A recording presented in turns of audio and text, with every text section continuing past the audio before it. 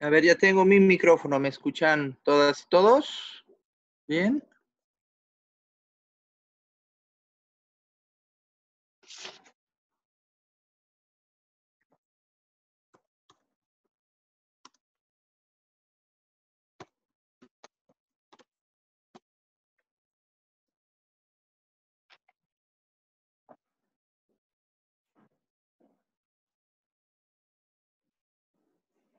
Saludos, Juventino.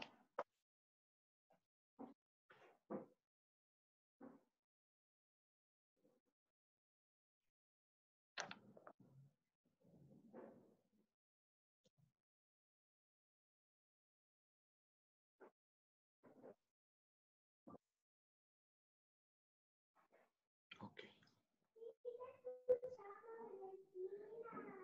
Híjole.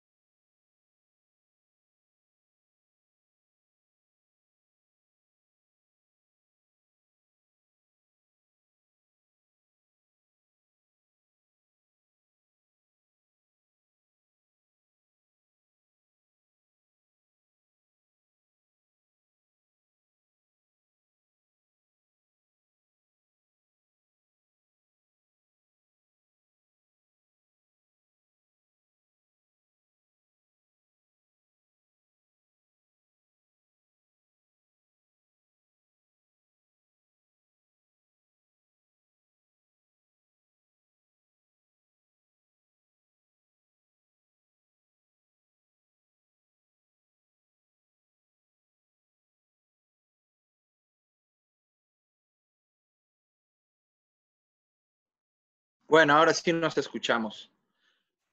Bienvenidas y bienvenidos al primer webinar de este ciclo de 4 sesiones que va a haber. Un saludo de parte de mi director, Augusto Valencia, y de todo el equipo del IEG. Y en los temas que hemos estado explorando para compartir, decidí, en base a la experiencia que hemos tenido de repente, que nos llegan solicitudes o nos hablan de otras dependencias o incluso ciudadanos que quieren saber cuál es la información que tienen que utilizar cuando se refieren a población, cuando quieren hacer algún tipo de política pública, quieren analizar algún área en específico. Nos preguntan, ¿no? Y hay gente que supone que lo más correcto es usar el que tiene un mayor nivel de desagregación, que es el ya muy lejano censo de 2010. Hay gente que eh, quiere usar de repente la encuesta intercensal del 2015, que sí es más cercana, es del INEGI, y niveles de desagregación que tiene cada uno de estos eventos estadísticos, sin tomar en cuenta que también hay información que está vigente y es información que es oficial, que hay también proyecciones de población donde tenemos datos ya a unos niveles muy interesantes hasta Jalisco, para Jalisco y sus municipios hasta el 2030. Entonces es básicamente de lo que voy a hablar y al final me gustaría, si nos da tiempo, cerrar con un ejemplo de cómo podemos ajustar la información que tenemos a nuestra disposición para hacer un ejercicio que al final, con la información que no tenía a lo mejor tanto nivel de desagregación o no estaba como nosotros necesitábamos para tomar las decisiones, podemos utilizarla haciendo algunos ajustes para aplicar políticas públicas con un caso, un ejemplo muy cercano que fue la situación actual del COVID, donde empezamos a generar información a nivel de colonia, por ejemplo, para la población de mayor de 60 años, localizándolas por colonias para el área metropolitana. Pero bueno, vamos a empezar por lo primero. Tradicionalmente, con la mayoría de la gente que estamos conviviendo de repente en el IEG, interactuando, tienen siempre la idea que la información oficial que tú debes utilizar para políticas públicas, para hacer cualquier cálculo de una tasa, por ejemplo, en la parte económica, en la parte de delitos, que se utilizan muchísimo las tasas para distribuir y ajustar la información estadística a las personas. La gente tiene la idea de que lo correcto sería nada más utilizar la información del INEGI. Y sí, en parte el INEGI es eh, el referente nacional y quien por atribuciones tiene la responsabilidad de proporcionar la información, y para esto levanta censos y para esto levanta encuestas en población y luego de infinidad de temas, ¿no? Hay también ejercicios estadísticos sobre economía, sobre percepción, sobre bienestar, una infinidad, ¿no? Modelos específicos para el trabajo infantil, por ejemplo. Y entonces, en los censos, el más reciente, que es el del 2010, vamos a empezar por ese del 2010, hay mucha gente que está como atrapada en utilizar la información del censo del 2010. ¿Por qué? Porque sí, la verdad es muy conveniente por los niveles de desagregación que tiene y la cantidad de información que tiene. Como es un censo y un ejercicio estadístico de un censo es preguntar en teoría a todos los integrantes del universo de estudio que te interesa, pues tienes la información con un nivel que viene desde la desagregación más alta, que son manzanas. Por ejemplo, tú tienes la información a nivel de manzanas. Después pasas al nivel de localidades, que es muy importante. Mucha política pública, sobre todo, se toma en cuenta el área de las localidades. Después de las localidades están presentadas toda esa información que se levantó en el censo en los AGEPs, que son las áreas geográficas, geoestadísticas básicas, ¿no? Los AGEPs son áreas geoestadísticas básicas definidas es un estudio para que la población que está dentro de esa área tenga ciertas características que te sirven como referencia. El problema, bueno, no el problema, el detalle que se debe considerar siempre que se utiliza información de los AGEPs es que el AGEP está diseñado principalmente para facilitar el levantamiento de la información, no para presentarlo. O sea, no, el AGEP no es como un área natural que todos los usuarios identifiquen en su cabeza. La gente no sabe en la mayoría de las veces a qué AGEP pertenece, ¿no? Sin embargo, como es un nivel de desagregación menor que los municipios, durante mucho tiempo se utilizaba para sensibilizar la información estadística. Después, pues vienen después de que pasamos de la JEP, ya llegamos a la parte de los municipios. Esa información la vamos a tener completa para los municipios, los estados y el país. Y bueno, este es el ejercicio estadístico que tiene mayores niveles de desagregación y que es más cómodo cuando tú quieres analizar un punto en específico, quieres hacer como un tiro de precisión, ¿no? De saber qué es lo que pasa en un punto específicamente en cuestiones de estadísticas. Como es un censo, vas a tener información del censo de población y vivienda, tienes información de muchísimas características de la población, tienes dividido por sexo, tienes dividido por los grupos de edad, ahí vas a saber poblaciones de habla de lengua indígena, vas a saber situación conyugal, religión, características de los hogares, jefatura, si es masculina, si es femenina. Vas a saber si hay hogares monoparentales, te vas a vivienda, vas a saber las características de la vivienda. Es un censo, entonces como se caminó prácticamente por la calle para detectar toda la información dentro de ese censo, tú vas a saber qué viviendas qué viviendas están deshabitadas, qué viviendas están habitadas. Cada vez que hay un censo hay un levantamiento previo donde antes de pasar a las casas a preguntar el cuestionario, se hace una revisión de infraestructura y de las viviendas, ¿no? Entonces el censo es el ejercicio estadístico más completo que tiene. Desafortunadamente, estamos lo más alejados posibles del censo de 2010, pero afortunadamente ya se terminó con el levantamiento del censo de 2020. Para finales de este año vamos a empezar a tener resultados preliminares y se supone que para marzo más o menos, máximo para marzo, empezaríamos a tener ya los datos completos para el censo del 2020, con lo que tendríamos una actualización de toda la información de la que estoy mencionando y algunos reactivos más, porque cada vez que se levanta el censo, se hace un tipo de consulta para que toda la población, todos tenemos oportunidad, si estamos atentos, pues para proponer algunas preguntas, proponer información que queremos que se levanten los. Pero bueno, en resumen, entonces, para terminar ahorita con la parte del censo 2010. El censo, los niveles de desagregación que nos permite son manzanas, son localidades, AGEPs, municipios, estados y el censo general de todo México. Dentro del INEGI, el siguiente ejercicio estadístico que podemos utilizar si queremos información ya más cercana sería también del INEGI la encuesta intercensal del 2015. ¿Qué desventaja tiene la encuesta intercensal? Pues de entrada eso, que es una encuesta, no te está diciendo, o sea, dependes de un proceso estadístico donde tú determinaste una muestra que tú estás trabajando para que sea representativa, o sea, que sea representativa significa que te va a dar o sea, con esa muestra que tú estás levantando y no preguntarle a todo mundo, se supone que mediante la estadística tú vas a hacer que sea representativa y te diga cuáles son las características de esa población que levantaste en un área en específico, ¿no? La del 2015 sí es más cercana que el 2010, pero llega nada más en el nivel más desagregado que tenemos ahorita. Bueno, cuando salió fueron localidades de más de 50,000 habitantes. Para Jalisco, por ejemplo, son nada más 6 localidades las que sí están representadas en esta encuesta intercensal.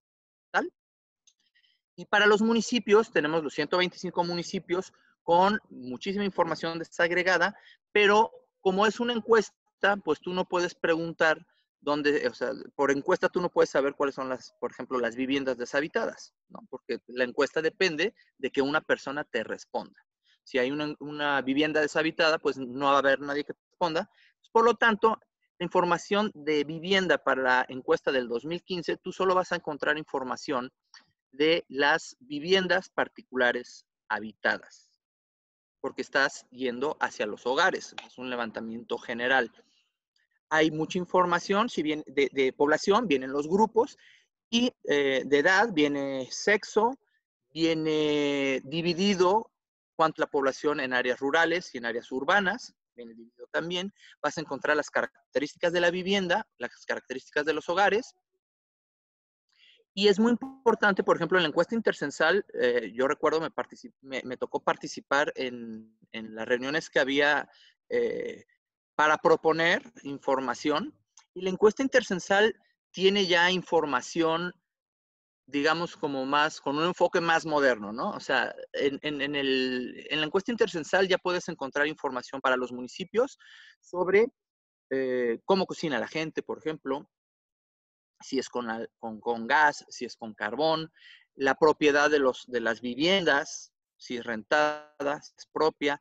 Encuentras también cómo disponen de sus desechos, por ejemplo, las características de cómo es el acceso al agua de esas viviendas. Hay información, digamos, como que más sensibilizada a tiempos más modernos, que de un censo de 2010, pero lo que nos mata ahí de repente es el nivel de desagregación, porque vamos a poder llegar nada más a los 125 municipios y a 6 localidades en específico para Jalisco, ¿no? Voy a hablar específicamente de Jalisco para no meterme en localidades de otros estados. No sé si nos estén visitando de otros estados.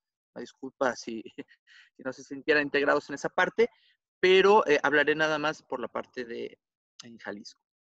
Ya que tenemos esos dos eventos, bueno, es importante mencionar en el 2015, después de que salió toda la información de 2015, cuando hubo elecciones, como que analizaron bien la información, analizaron el nivel de desagregación que tenía esa encuesta, bueno, de representatividad más bien, y lo que se dieron cuenta es que por el nivel, por cómo lo habían levantado, además de poder ser útil para presentar la información en las localidades y en los municipios, se podría aplicar para los distritos electorales, ¿no? Y entonces, unos 2, 3 años después de que ya salieron todos los resultados de la encuesta intercensal, se publicó también los resultados de la encuesta intercensal con un nivel de desagregación geoelectoral, ¿no? Entonces tú puedes entrar a los datos de la encuesta intercensal y hay una parte de los resultados a nivel geoelectoral donde tú podrás checar la mayoría de los datos que tienes para la encuesta intercensal dividida por los 20 distritos electorales que tiene Jalisco. Por ejemplo, es muy interesante también y es un nivel de desagregación todavía más bajito que los municipios. Es muy interesante, sobre todo para el área metropolitana, que tiene una pulverización de los distritos mucho mayor que otros municipios del estado. Eso es en la parte del INEGI. Es la información más completa. Hay información, dependiendo del año, con muchísima desagregación. Y mucha gente se queda siempre pensando que la información oficial es únicamente del INEGI y eso es lo que se tiene que utilizar, ¿no? Pero a partir de los datos que levanta el INEGI, está el Consejo Nacional de Población, que es un descentralizado de la Secretaría de Gobernación. Con la estructura actual, con el cambio de gobierno más reciente, es una descentralizada ahora de la Secretaría de Gobernación, pero en la Secretaría de Gobernación tienen también un área que se llama Derechos Humanos, Población y Migración, no recuerdo exactamente los nombres, pero se dio un enfoque muy cargado a los derechos humanos y ahí se incluye la parte de población. Pero bueno, dentro de la parte del Consejo Nacional de Población, el Consejo Nacional de Población, por ley, tiene atribuciones para hacer los cálculos utilizando la información que es la oficial del INEGI, para hacer los cálculos de las proyecciones de cuánto es la población para la aplicación, en un principio es para la aplicación de políticas públicas, ¿no? Y entonces, además de que pueden hacer las proyecciones de población, pueden generar un indicador extra que es el índice y el grado de marginación y otras cosas más que generan de repente para la parte de migración también. Es muy interesante la parte que generan para migración. Pero bueno, puntualmente, en la parte de las proyecciones de población, hay mucha gente que desconoce que existen las proyecciones de población. Hay mucha gente que las conoce, pero tiende como a descalificar un poco las proyecciones de población, porque siempre hay como detalles de si hay una proyección de población vigente y se atraviesa algún ejercicio estadístico donde pueden comparar la población que se levantó en ese ejercicio estadístico con lo que está proyectado por el Consejo Nacional de Población y ven una diferencia, pues automáticamente pues dicen que está mal, ¿no? No me coincide, debería coincidir y no debería coincidir. La realidad es que las proyecciones de población se realizan a partir de cada vez que se genera un evento estadístico del INEGI, ya sea una encuesta en cuestión de población y vivienda, ya sea la encuesta intercensal, para no irnos muy lejos, la encuesta intercensal de ahora, que acaba de pasar, el censo de población y vivienda del 2010, y a partir de los datos que se van a levantar ahorita en 2020, va a haber unas nuevas proyecciones de población. Las proyecciones de población son un ejercicio donde es un modelo matemático y toma como referencia, es ajustado, o sea, es un modelo donde se ajusta cómo viene la población de eventos estadísticos donde se generó información de población anteriores, pero para sensibilizarlo se toma también la información de cómo se está desarrollando 3 factores principales, que son los nacimientos, las muertes o los fallecimientos y la migración. ¿Por qué se toman estos 3? Porque demográficamente son los 3 fenómenos que más afectan a la población. Una vez que se toman todos estos datos, se corre un modelo matemático, se hace una conciliación demográfica. ¿Qué es una conciliación demográfica?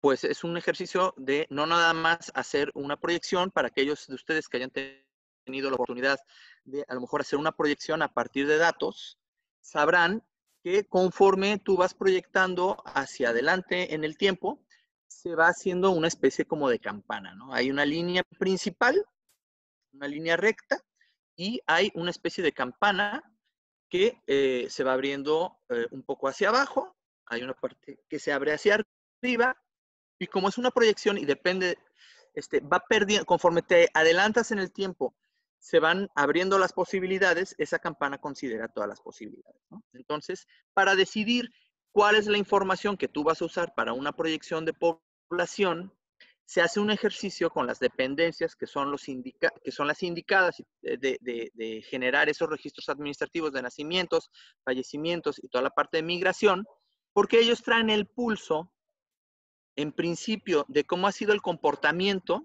y además ellos conocen la política pública que se está aplicando y la política pública que posiblemente sea la inmediata que se va a aplicar. Entonces, están sensibilizados para entrar en discusiones, son unas discusiones que duran a veces, la del 2015 duró como 2 años la discusión. Fue un trabajo así muy arduo, por ejemplo, para que las proyecciones del 2015 salieran, tardaron muchísimo, salieron las estatales salieron, si mal no recuerdo, en el 2018, 3 años después. Pero bueno, es una discusión donde, por ejemplo, si el modelo te está abriendo esta campana que yo les menciono, donde habría muchas posibilidades de cuánto es la cantidad de nuevos nacimientos que va a haber, la Secretaría de Salud, dependiendo de su sensibilidad que tiene de este indicador, de que conoce las políticas públicas, sabe lo que se está haciendo, sabe qué es lo que se va a hacer, puede dar una opinión y se va ajustando. Y al final, después de todo este ejercicio, queda una línea que es donde se define cuánto va a ser la población para las entidades federativas para los próximos años. En el caso de las proyecciones para entidades que salieron en el 2018, llegan hasta el 2050 y un año después del 2018, cuando salieron las proyecciones de población para las entidades, salieron las proyecciones de población para los municipios. Las proyecciones para los municipios abarcan nada más desde el 2016 hasta el 2030.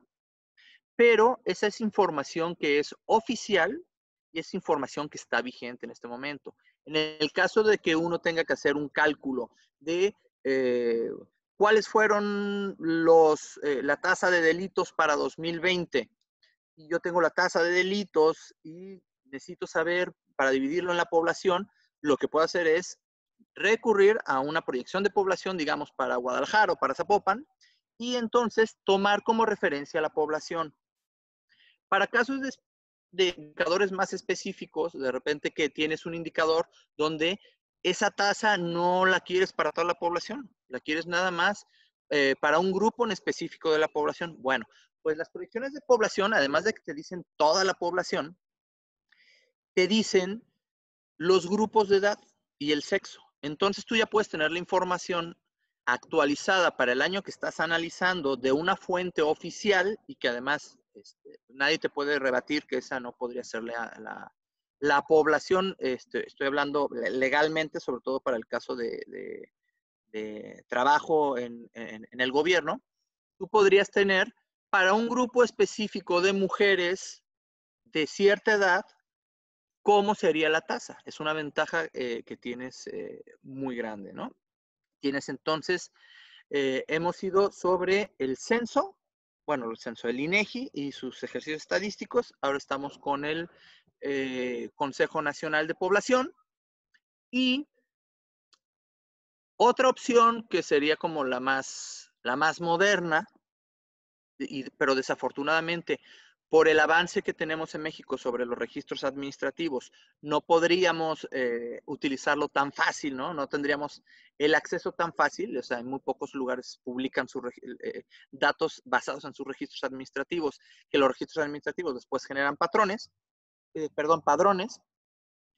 pues la tercera fuente, que es como la ideal y es lo que muchos países, por ejemplo, ya en Europa, no están haciendo censos ni encuestas, sino que optimizaron sus registros administrativos y entonces tú sabes, la tasa de defunciones no depende de que se estén pasando de una dependencia al INEGI, luego el INEGI haga observaciones y luego los regrese y hagan una normalización, sino que como tienen un sistema de registros administrativos tan avanzados, lo que pasa es que tú pues, todos los días puedes saber cuántos niños y niñas han nacido este mes o este año, cuántos han fallecido, en qué zonas, porque pues, cada vez que tú te cambias y vas y cambias tu documento de identidad o tienes que, dependiendo del país, tienes que avisar a veces cuando haces un cambio de estados, está registrado y como los registros administrativos están optimizados, el gobierno pues simplemente tiene que hacer una consulta cómo están sus registros, ¿no? Es una base general. En México hay algunos casos de registros muy bien trabajados.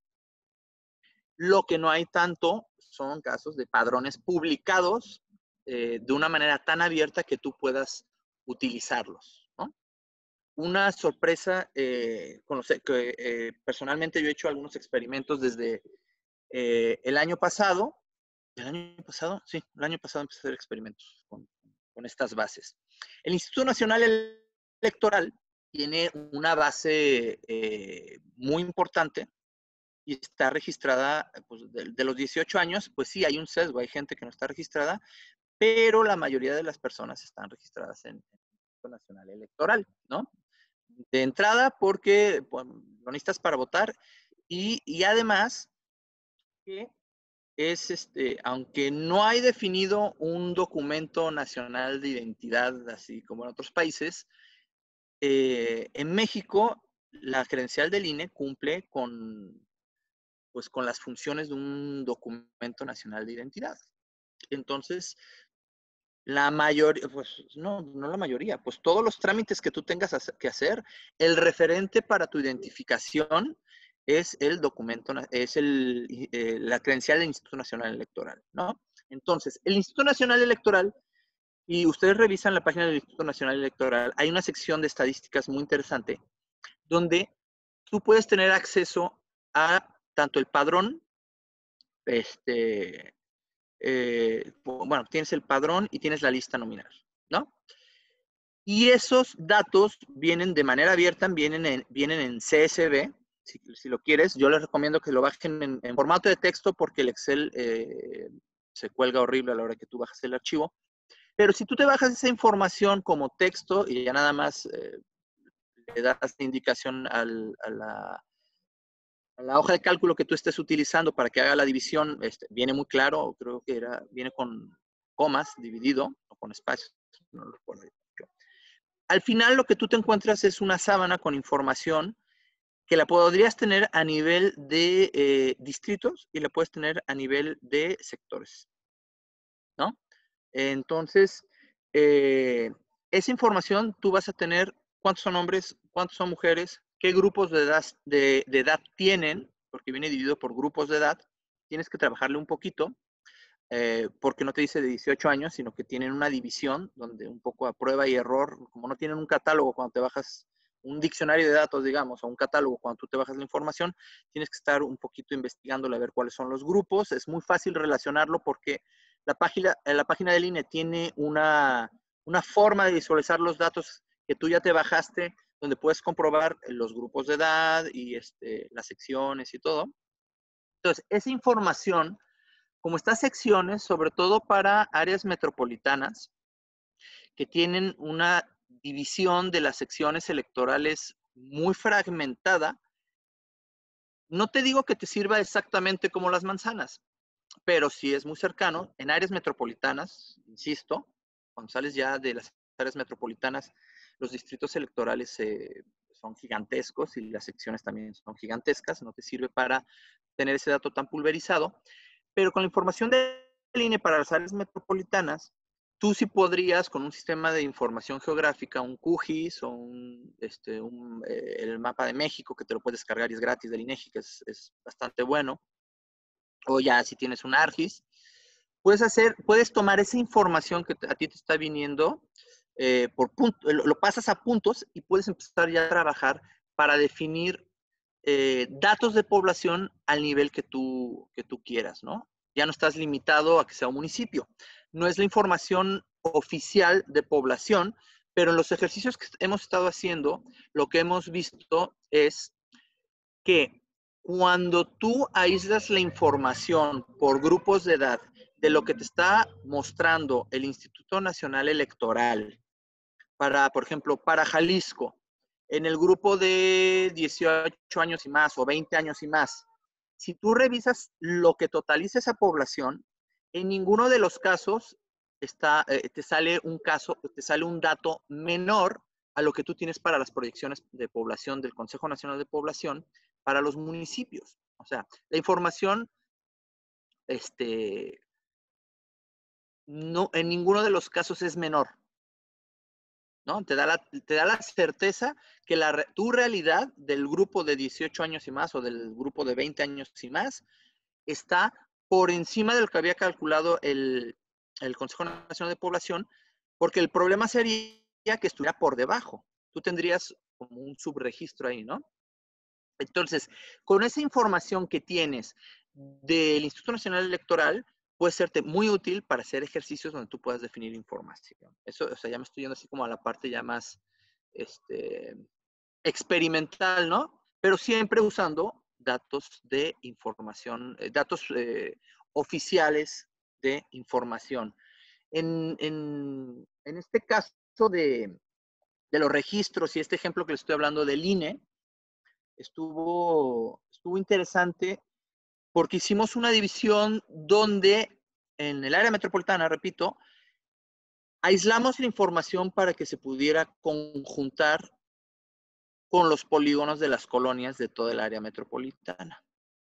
Y a propósito de la situación actual de cuando estaba arrancando la emergencia sanitaria del COVID-19, pues la gente quería saber dónde eran las áreas que se encontraban los grupos más vulnerables. Empezamos con un ejercicio donde aislamos la información del censo 2010, que es como lo más desagregado que podemos tener, muy alejado, pero es lo más desagregado y la población sí cambia, pero no cambia tanto. O sea, por lo menos las proporciones sí te son útiles. Entonces, lo que hicimos primero fue un ejercicio para aislar las colonias, pintando de rojo, donde hubiera mayor concentración de personas que tenían, en un principio fue de 65 años y más. Mucha gente en las redes empezó a pedir que fuera desde los 60 años para poder analizarlo, y fue ahí cuando empezamos a jugar otra vez con la parte de los registros del Instituto Nacional Electoral. Y creamos mapas también de colonias donde se concentraba la mayor población, bueno, el mayor porcentaje, primero, la mayor cantidad de personas que tienen 60 años y más. Y segundo, cuáles eran las colonias donde el porcentaje de la población de esa colonia de 60 años y más era mayor. ¿Para qué? Pues porque es de mucha utilidad para quien esté aplicando política pública saber cuáles son las colonias donde se corre un mayor riesgo o, por ejemplo, para organización civil, por ejemplo, que hay varios programas donde están, por ejemplo, acercando alimentos o dando apoyo a las personas de 60 a 65 años que en la teoría no deben salir de su casa, y hay mucha gente que pues de plano no está saliendo de su casa y no puede ir ni al súper, ¿no? Entonces, ahí era un ejemplo de cómo la información que teníamos para la población de diferentes fuentes podría ser útil para las políticas públicas. Me voy a permitir, nada más para que lo vean cómo queda ¿cómo se llama? La visualización de cuando usamos la información del Instituto Nacional Electoral para el área metropolitana para definir dónde serían los porcentajes donde hay mayores concentraciones de a ver, ahí voy. Vamos a compartir. El anfitrión inhabilitó la función. Si me pueden habilitar la función, no sé si se pueda.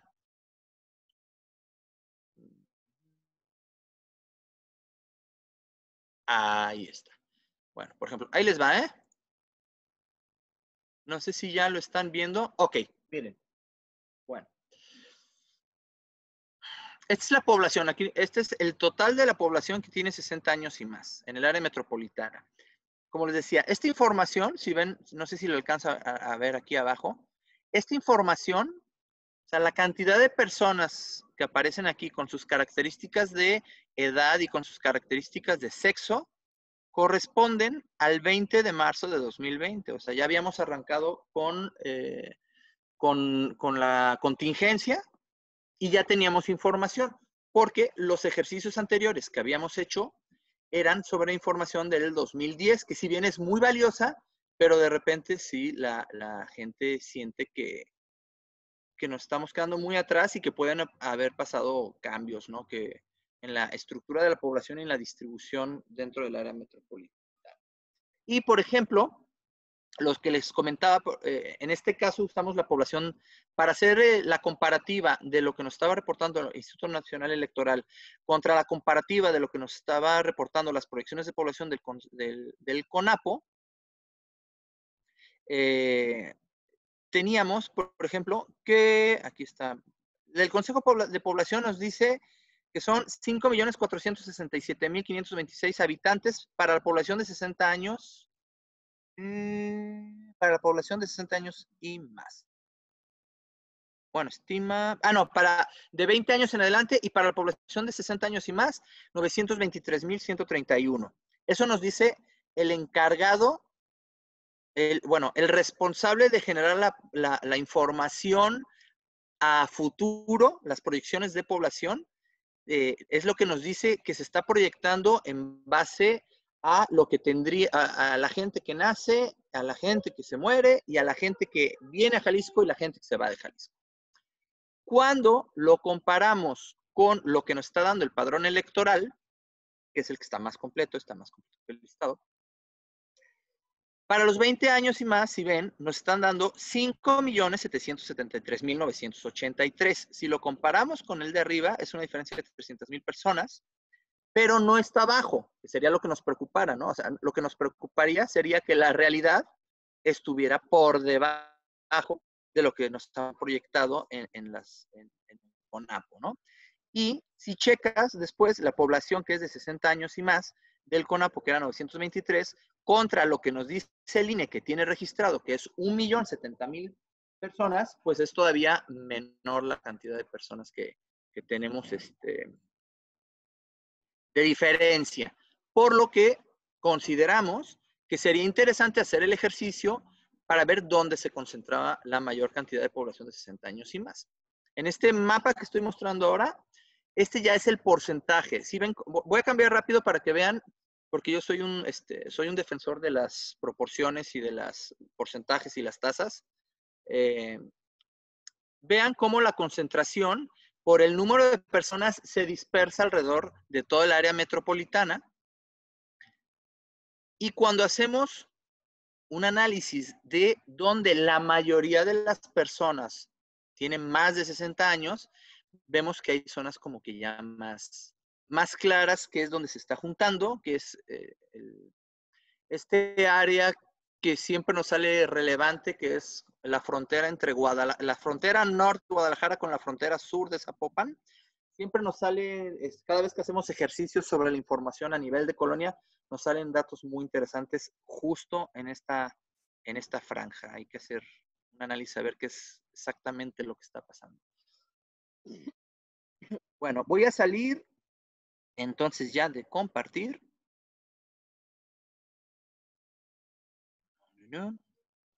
Salgo aquí de compartir.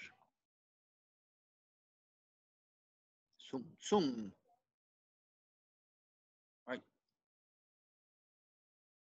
En pausa. Dejar de compartir. Ahí está. Perfecto.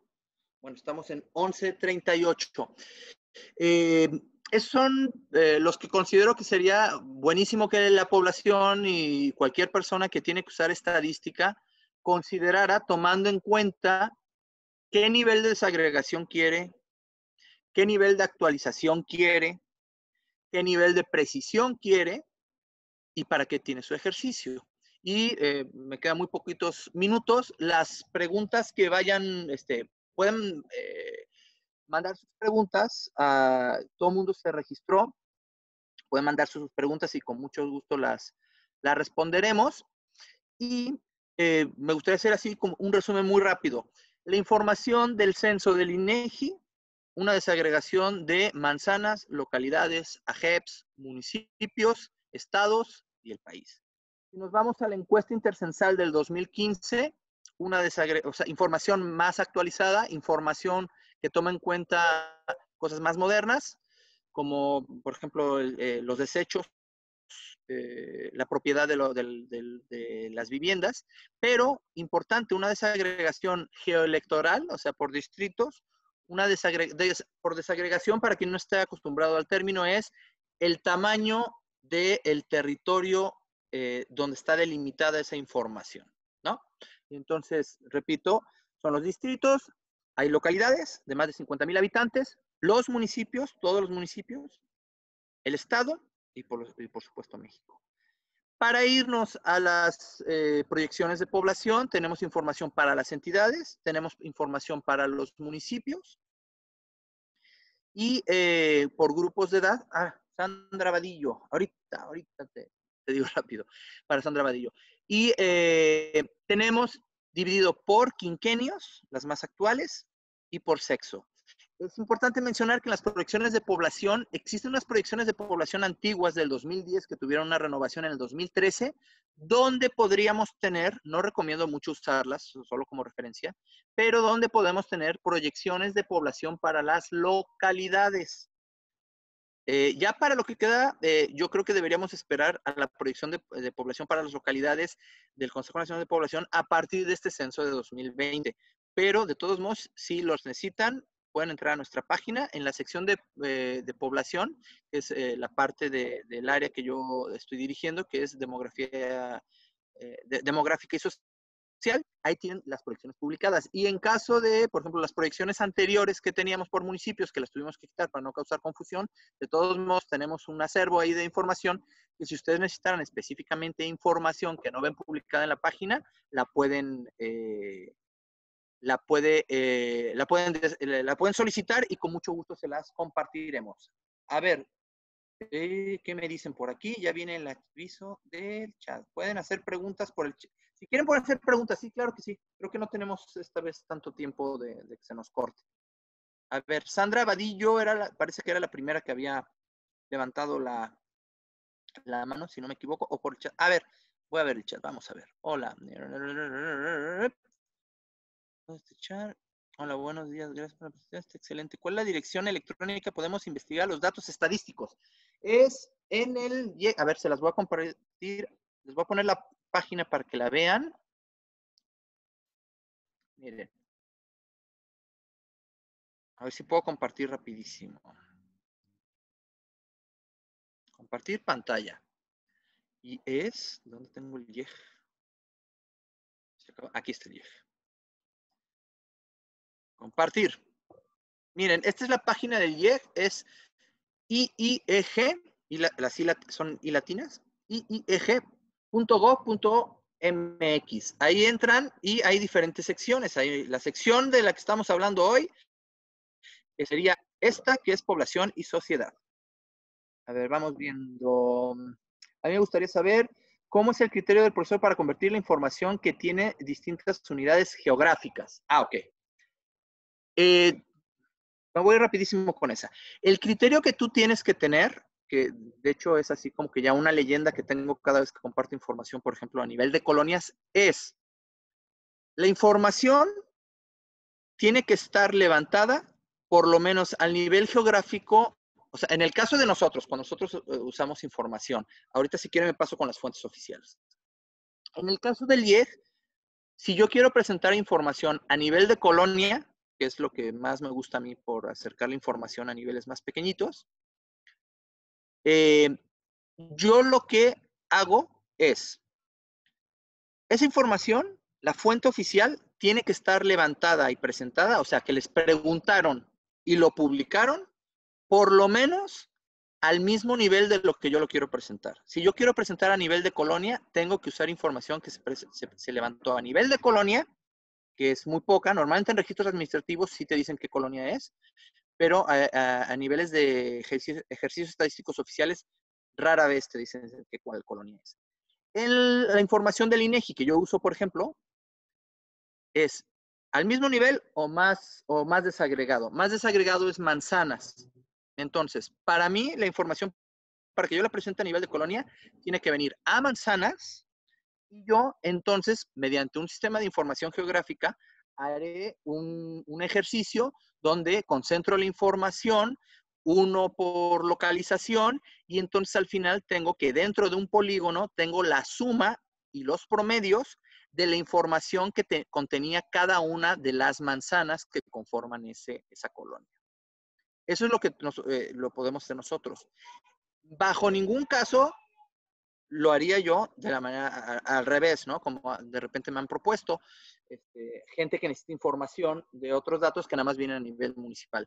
Que te dicen, oye, necesito esta información, fíjate que nada más viene a nivel municipal. ¿Cómo la podemos pasar a colonias? Pues para pasarlas a colonias, yo creo que sería ya manosear muchísimo la información porque tú tendrías que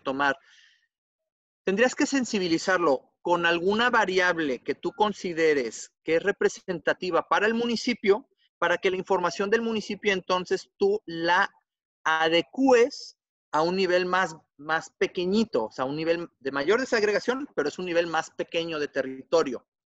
Y entonces, ahí es donde viene la pregunta de los 64 millones, es ¿cómo tú defines a partir de que te están diciendo que en todo un municipio hay un 80% de adultos mayores, que en esta colonia hay más que en la colonia de al lado?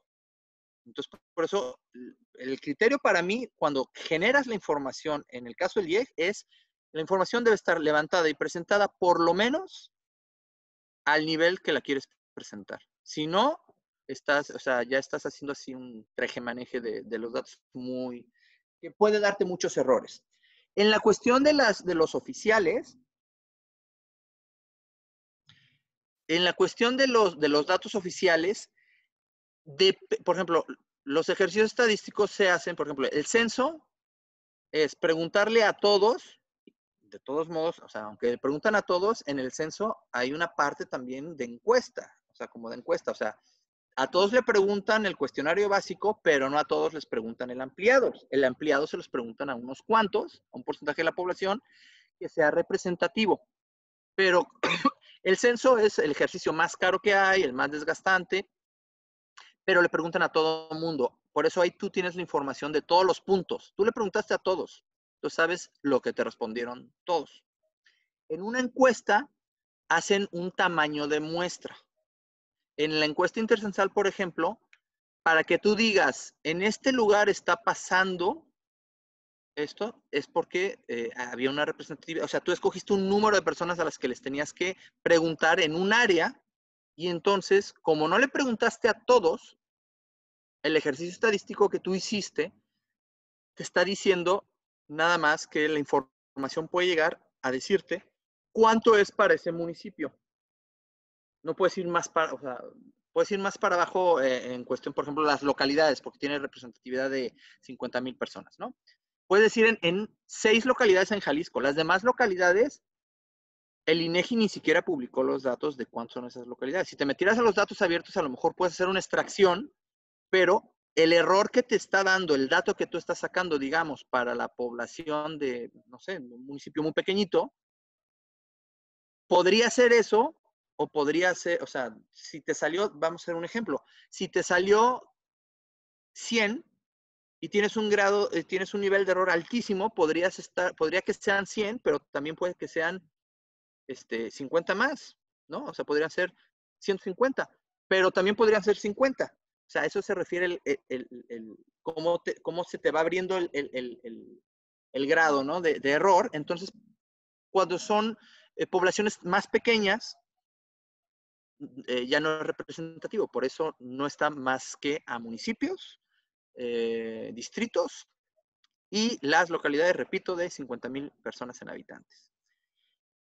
En la parte de las proyecciones, ahí todavía se complica más. Ahí nada más, con un censo, la vez pasada se lo aventaron a localidades, pero para estas últimas proyecciones que salen a partir de la encuesta intercensal del INEGI, que es el insumo, las proyecciones del Consejo Nacional de Población, como es un cálculo, En estos cálculos matemáticos donde tú, o sea, si de por sí se te está abriendo esa campana, que es una campana, así yo, que mencioné, ¿no? O sea, aquí estaría el centro de lo que sería lo normal, pero se te abre una campana de posibilidades que podría ser esto o esto.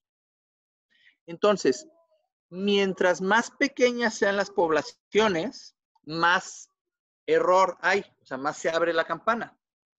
Por eso, se atreven nada más hasta llegar, en esta que fue del 2015, que hay información de municipios, se atreven a llegar hasta municipios nada más y dividieron para sexo y quinquenios, ¿no?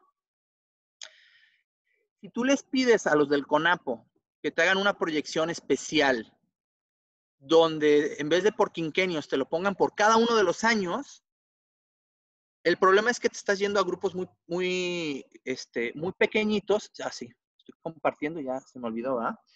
Si tú te vas a grupos muy pequeñitos de población, empiezas a tener muchos errores. Por eso, las proyecciones de población se avientan nada más hasta municipios, en el caso de la intercensal, y en el censo tendrán que considerar el tamaño de las localidades para poder hacer una proyección. Como un ejemplo, no sé si se está entendiendo bien esta parte del tamaño de las poblaciones, cómo influye en el error del cálculo que tú estás haciendo. Porque una cosa es preguntarles y otra cosa es, en base a lo que preguntaste, tú calcular cuántos. En las localidades del 2010, a ver si con esto se entiende mejor. Las proyecciones que hace el CONAPO de las localidades para el 2010, solo se hizo proyección para las localidades que en algún momento, bueno, se proyectaron todas, pero presentaron solo los resultados para las localidades que en algún año de la proyección llegaran a tener 2,500 habitantes. Si en la proyección esa localidad, o sea, que era del 2010 al 2030, creo que era, y en todos esos años esa localidad nunca alcanzó ni en el origen ni en su proyección 2,500 habitantes, ni siquiera te la ponen en la lista. ¿Por qué? Porque abajo, por las características del cálculo que estaban haciendo, 2,500, menos de 2,500 habitantes te enfrentaba a un error estadístico gigantesco, y lo que estaban diciendo, pues podría ser o podía no ser, o podía ser un poquito más, o podía... Y de por sí que en una proyección hay cierto grado de error que estás dispuesto a asumir.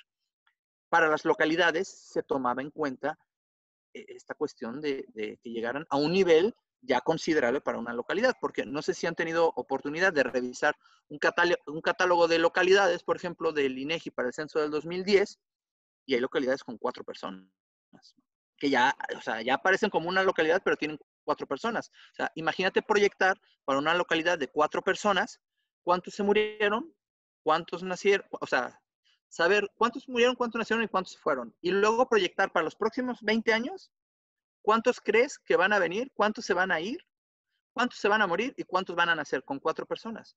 Es donde empiezan los detallitos de los errores, o sea, bueno, no los errores, la representatividad y la desviación. ¿Qué más? A mí me gustaría saber cómo es el criterio. Es el criterio. ¿Hay algo así como inscribirse a algún cuerpo de estadísticas del IEG? Para inscribirse de estadísticas. ¿Un cuerpo de estadísticas? ¿Será así como de levantamiento o algo así? No entiendo. JMT, yo, si nos puedes especificar un poquito más, ¿podemos tener alguno otro, la estructura de la página web y conocer cómo se organiza el infraestructura? Por supuesto, este es el primero. Yo soy así como el buzo que bajó al fondo del mar del IEG y no sabíamos que nos íbamos a encontrar. Todo lo que están opinando, todo lo que están sugiriendo, pues se tomará en cuenta para irlo afinando, porque yo creo que es una herramienta y una plataforma interesante para poder difundir información, y además, pues que al final pues se conecta a la gente que realmente tiene interés en conocer de los temas, ¿no? Y con mucho gusto, sí, será parte de los webinars para que sea como la estructura. El estudio de la estructura se divide en nuestra página y qué información hay, es lo que para los que hayan tenido oportunidad de venir a visitarnos cuando todavía podían venir a visitarnos antes de la contingencia, era parte esencial de las presentaciones cuando había una reunión para para juntar gente que quería conocer información del IEG. Pero sí, totalmente de acuerdo, es muy importante para que sepa todo el mundo la estructura. Los registros civiles en el papel juegan otros cruces de información, es decir, podemos hacer cruces mensuales, trimestrales, sí. El problema con los registros civiles es que no hay todavía como un registro electrónico donde fuera como tan fácil acceder. Pasa un poquito como, es un poquito más difícil de lo que pasa de repente con los certificados de defunción. Los registros civiles, de hecho, tenemos por ahí pendiente trabajar con Secretaría General de Gobierno precisamente sobre los registros civiles, porque hay un retraso en tener un sistema óptimo para que los registros administrativos es lo que te viene en ese papel, pues que ya lo tengas en un sistema, en una hoja para que tú lo puedas consultar y te puedas bajar una base de datos. Pero los registros civiles sí se toman en cuenta, pero siempre traen un retraso el registro civil, entonces no es como tan ágil o sea, como para que nos pongamos a hacer así nosotros por la libre cálculos, no hay como donde te puedas bajar una base del registro civil para ver cuántos nacieron y cuáles son las características, como por ejemplo la del Instituto Nacional Electoral, desafortunadamente no la hay como para bajársela así ahorita. ¿Qué impacto tendrá la suspensión del censo 2020 del COVID por la información de la población? La suspensión de actividades en el censo, digo, yo no soy del INEGI ni experto en los operativos, pero sí estuve muy al pendiente porque este censo lo llevo esperando desde que entré a trabajar a gobierno, no me tocó el de 2010, pero este es como mi sueño para poder actualizar toda mi información de colonias, sobre todo. La suspensión del censo fue ya en los últimos días y sé que después hubo una pequeña reactivación donde con menos gente se hizo así como como un barrido más general. ¿Cuál será la afectación? Pues espero que la menos posible. Yo creo que ya sería el INEGI quien nos podría decir qué tan fuerte o qué tan baja va a ser la afectación. Como lo comenté al principio, antes de empezar el censo empiezan otros operativos donde se registran, por ejemplo, la infraestructura que hay en las calles, se registra viviendas que no estén habitadas, o sea, para ir detectando cuáles no están habitadas, y antes de que suspendieran todas las actividades del censo, se realizó también la parte de levantamiento para personas en situación de calle, y con el censo también se levanta hay un censo de instalaciones de atención social, no me acuerdo ahorita exactamente cómo se llama, pero la cuestión es que hacen un censo sobre toda la parte de albergues, hogares para ancianos, toda esa parte, no me acuerdo ahorita, es el CAS, no me acuerdo exactamente, me agarraron en curva, pero en el CAS se registran las características infraestructura, las características de recurso humano y la cantidad de personas que hacen uso de estas instalaciones. O sea, no nada más o sea, si afectó, puede haber afectado a la parte de población un poco, pero ya será que el INEGI nos diga cómo estuvo la cosa. Impacto de suspensión, de quema, para mantenerme informado acerca del IEG y sus productos, puedo suscribirme a nuestro, bueno, esto ya es el IEG, nuestro boletín. ¿Qué datos educativos en general se manejan en el portal del IEG? Tenemos buena relación con la Secretaría de Educación. 3 minutos, me quedan 3 minutos, bueno, me voy rápido. En la cuestión de educación, bueno, tenemos ya de la parte oficial tenemos mucha información, hay una sección específica, siempre estamos sacando fichas, o sea, les digo yo como efemérides, de repente dicen como que el día del maestro, el día de educación, siempre estamos sacando fichas. Hay una sección específica en la parte de población y sociedad sobre educación. Y además tenemos una buena relación con la Secretaría de Educación, en la que compartimos siempre datos sobre número de escuelas, número de maestros y número de estudiantes para el ciclo en activo. Por ejemplo, ahorita estamos trabajando con el ciclo 19-20 y tenemos la información de cuántos son. Más información ya más a detalle, pues hay otras encuestas y otros ejercicios estadísticos, pero hay también de educación. Hay una parte que les recomiendo que revisen dentro de la página de población, que es la parte de étnico, donde viene información para los grupos afrodescendientes y los grupos de los pueblos originarios, donde viene información también de cómo es la educación, cómo es el estatus laboral, dividido para estos grupos en específico. Otra, censo de alojamientos, exactamente, gracias Edgar. Censo de alojamiento de asistencia social, es el CAS. Bueno, me quedan creo que 2 minutos o 3 minutos, creo que ya me van a cortar el switch. Bueno, no me cortan el switch, pero también para no alargarnos mucho. Menos que digan algo más. Ha sido un placer, espero que les haya gustado, espero que haya resolvido dudas, espero que haya dejado inquietudes y que no haya yo revuelto a nadie en los conocimientos que ya tenía. Muchísimas gracias.